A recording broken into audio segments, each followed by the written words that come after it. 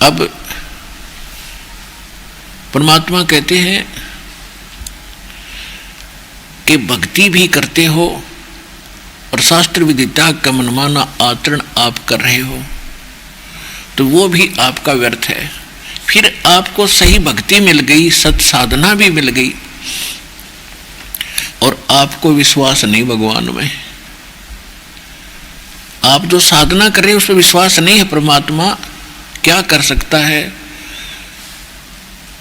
ऐसा नहीं हो सकता है। जैसे पुराने ज्ञान से हम इतने कंडम हो गए, अंतःकरण इतना मलिन हो लिया, हम किसी भगत से सुनते हैं, जो प्रथम भक्त आते हैं यहाँ, और वो दूसरे पुराने भक्तों से सुनते हैं कि मुझे ये लाभ हुआ, मुझे ये लाभ हुआ, तो उनका विश्वास नहीं होता इन बातों का, क्योंकि उनके साथ कभी ऐसी घटना घटी नहीं। ऐसी घटना घटे क्योंकि वो भक्ति ठीक नहीं थी।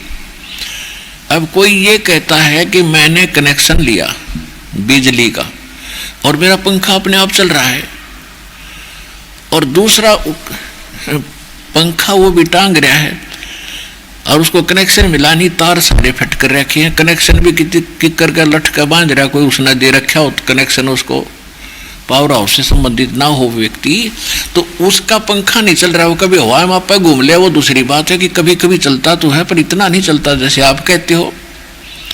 और वो कह रहा है कि मेरा डाटा नहीं डटता, ऑफ करूं जब बंद हो है, तो उसका विश्वास नहीं हो रहा किसको, जिसका कनेक्शन पावर से नहीं है। और वो झूठ नहीं बोल रहा क्योंकि वो उसका प्रयोग कर रहा है, उसका आनंद ले रहा है। तो ठीक इसी प्रकार जो आपको परमात्मा कबीर जी की पावर से दास से नाम मिल गया, उनके घर में वो सुख ऑटोमेटिकली होंगे ही होंगे।